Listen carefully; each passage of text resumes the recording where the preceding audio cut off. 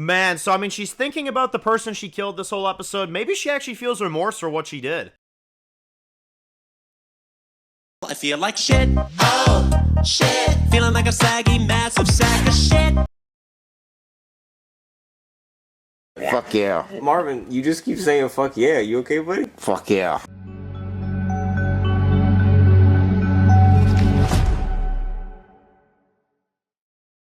Alright guys, this one's going to be doing a review today. This one's going to be doing a review for Sweetpea. This one is going to be doing a video talking about Sweetpea Season 1, Episode 2. Oh my lord. This show is crazy, man. Holy frig. So, I watched Episode 2 and I watched Episode 3 with my buddies last night. Funny watch experience, I gotta tell you. We were just like, what the fuck? So, I'm gonna watch the rest of this season. I've got 3 more to watch. I'm gonna review 2 and 3 today. I don't know. I don't know. So, okay, the plot of this episode, it's actually rather simple. After she murdered that guy at the end of the last episode, she is now just completely trying to, you know, cover it up. At first, right? She goes to the guy's parents' house, you know what I mean? She goes with AJ, who's the new guy that's working with her at that office. You know, everything's kind of normal and stuff. And then the plot of this episode kind of like switches about midway through. She tries to frame him for being a fucking, like, a jerk, being you know, a controlling, like, you know, sack of shit, you know what I mean? And kind of a dangerous man. And she kind of frames him for being a bad person, and she almost tries to even mentally convince herself that that man that she killed deserved to die, which I was like, what the fuck? Like, you know?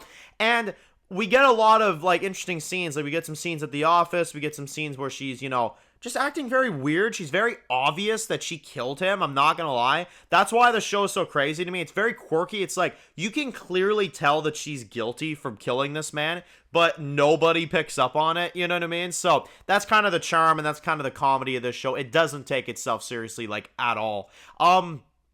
But, I mean, how the opening scene of this episode's one thing. You've got her, like, throwing, like, the frickin', like, her clothes in the dryer and the washer and stuff, covered in blood and stuff. And you got this song playing, like, shit, and, you know, without shit, it's happiness or whatever. I'm like, what the fuck? You know? But Rhiannon is such a fascinating character that I instantly just, I don't know what it is. I want to keep watching this show. And I just find her character very interesting because, again, this is someone that is, like, clearly a murderer. I mean, you look at her, you look at the look on her face, the eyes in particular give it away. You would be able to tell who she is. You would easily be able to tell that she's the killer. It's not even kind of close. You know what I'm saying?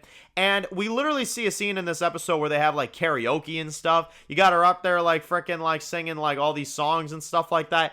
I was laughing my darn head off, man. I was like, what the hell is happening? So this, like, suit guy that we saw last episode, he basically kind of, like, shows up again in this one, and she wants to basically kill him because the guy is kind of an ignorant piece of shit, and he just pisses her off, you know? He just pisses her off. She just doesn't like him, you know? She doesn't have a ritual. She doesn't have any kind of, like, Dexter type expertise or something. She just, if she don't like you, she's gonna fucking kill you, basically. That's the plan, right? There's no grand idea here. So she follows him out onto this, like, you know, kind of like railing or whatever, place where nobody's really around. The guy is kind of hammered and stuff like that. She kind of draws his attention and stuff like that. He kind of just stands there like, you know, he's like fucking out of it, you know, and then she gets him to, like, kneel down to help her, and then stabs him in the neck. Blood gushes out everywhere, and you can tell she, like, enjoyed this kill. Like, the last episode was kind of like an accident. This one, you could tell she was, like, all into it. She was like, yeah, you know, she, like, stabbed him over and over again.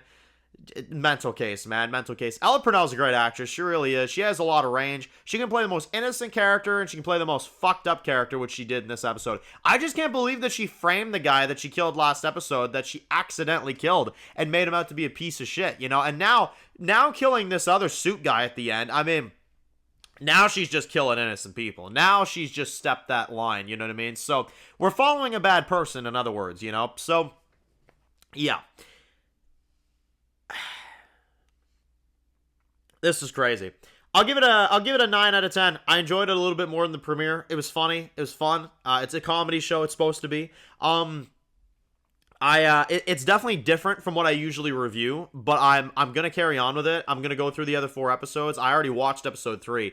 And I have a lot of thoughts. The show is very interesting. I know there's a lot of edits made on it. There's a lot of popularity around it. So I'm like, all right, what is this? And I can say so far I am enjoying myself. Like, I can't take it too seriously, but I am kind of enjoying myself. Rhiannon's an entertaining character, and I will admit this episode, AJ was quite an enjoyable kind of like co-lead for the episode. So yeah, very interesting stuff. I'll leave it at a 9 out of 10. Thank you all for watching. Post your comments down below. And if you're new to the channel, you enjoy videos like this, make sure to click subscribe. And tune up to any other videos. Make sure to follow me on Dan's Reviews Official on Instagram, guys. And of course, I'll see you guys really soon for videos for Sweetpea. Enjoy the rest of your day, guys, and peace out.